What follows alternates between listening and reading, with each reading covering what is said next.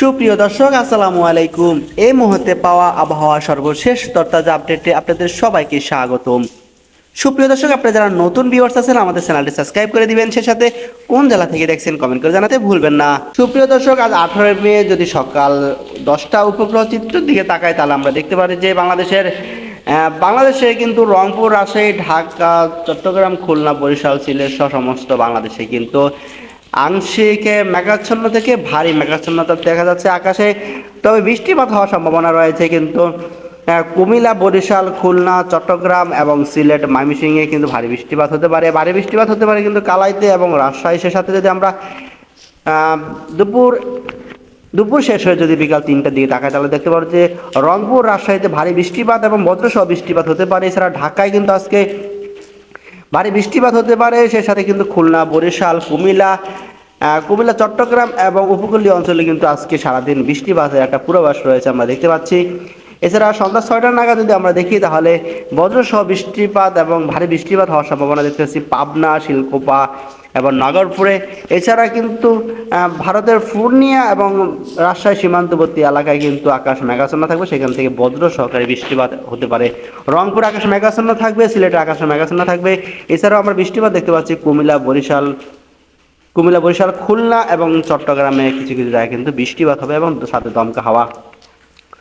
সুপ্রিয় সোমবার যদি আমরা সকাল 9টা নাগাদ দেখি তাহলে দেখতে পারি যে আবহাওয়া কিন্তু অনেকটাই পরিবর্তন হয়ে গেছে। অর্থাৎ রংপুর, রাজশাহী এবং ময়মনসিংহ থেকে বিশ্বরামপুর, বাগমারা, মাদান এবং সিলেটের কিছু কিছু জায়গায় কিন্তু ভারী বৃষ্টিপাত হওয়ার সম্ভাবনা রয়েছে সোমবার 19 তারিখ সকাল 9টা নাগাদ। এছাড়া আকাশ কিন্তু মেঘাচ্ছন্ন থাকবে ঢাকা, কুমিল্লা, বরিশাল, খুলনা, কলাপাড়া, চট্টগ্রাম, মহেশখালী। তবে উপকূলীয় অঞ্চলে কিন্তু আগামীকাল সকাল 9টা নাগাদ কিন্তু বৃষ্টিপাতের একটি পূর্বাভাস রয়েছে। এছাড়া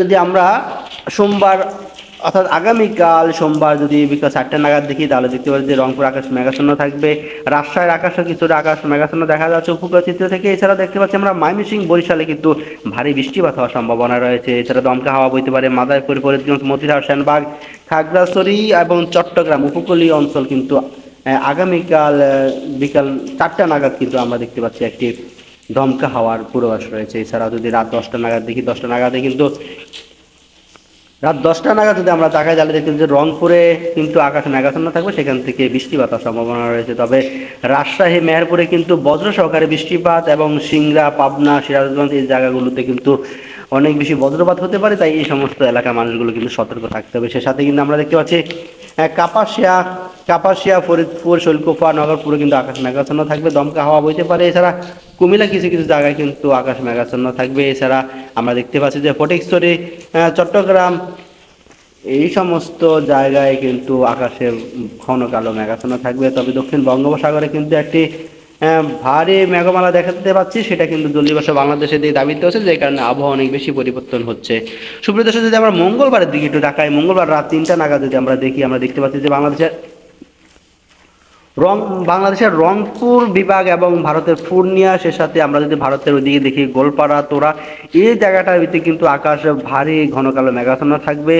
অর্থাৎ মঙ্গলবার রাত 3টা নাগাদ সেখান থেকে কিন্তু ভারী বৃষ্টিপাত এবং দমকা হাওয়া বইতে পারে। এছাড়া কিন্তু হালকা বৃষ্টিপাতের সম্ভাবনা রয়েছে ঢাকা, কুমিল্লা, চট্টগ্রাম এবং সিলেটের কিন্তু সীমান্তবর্তী জায়গা, যেমন আমরা বলতে পারি ভাগমারা। এছাড়া এই দিকটাতে যদি আমরা দেখি বড়লেখা, চারখায় কিন্তু ভারী বৃষ্টিপাত হওয়ার সম্ভাবনা রয়েছে।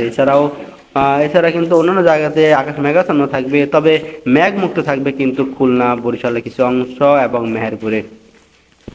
আমরা মঙ্গলবারের দিকে তাকাই তাহলে দেখতে পাচ্ছি যে রংপুর আকাশে কিন্তু যথারীতি আবার মেঘাচ্ছন্ন দেখাতে পাচ্ছি, সেখান থেকে ভারী বৃষ্টিপাত হওয়ার সম্ভাবনা রয়েছে। এছাড়া তোরাইতে হালকা আকাশ মেঘাচ্ছন্ন থাকবে, তবে জলীয় বাষ্প কিন্তু দাবিত হবে বাংলাদেশের উপর দিয়ে অনেক বেশি। এবং ময়মনসিংহ, মেহেরপুর আকাশ কিন্তু মেঘাচ্ছন্ন থাকবে, ঢাকাও কিন্তু আকাশ মেঘাচ্ছন্ন থাকবে। অর্থাৎ এই কয়দিন তাপদাহের পরে কিন্তু একটি শান্তির আমরা পরিবেশ পাচ্ছি, অর্থাৎ একটি হিম পরিবেশ, মন শান্ত করার মতো একটা পরিবেশ আমরা দেখতে পাচ্ছি। এছাড়া কিন্তু দেখতে পাচ্ছি দক্ষিণ বঙ্গোপসাগরে কিন্তু প্রচুর বৃষ্টিপাত হওয়ার একটি সম্ভাবনা রয়েছে এবং উপকূলীয় অঞ্চলে কিন্তু দমকা হাওয়া বইতে পারে।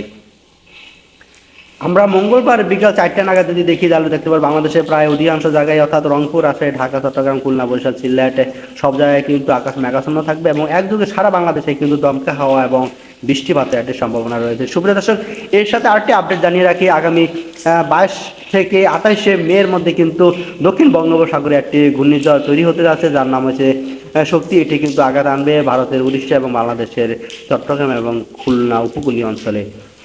সুপ্রিয় দর্শক, এই ছিল আগামী 24 থেকে 48 ঘন্টা এবং পরবর্তী একদিন আবহাওয়ার আপডেট। আপনারা যেখানে আছেন ভালো থাকবেন, সুস্থ থাকবেন। আল্লাহ হাফেজ।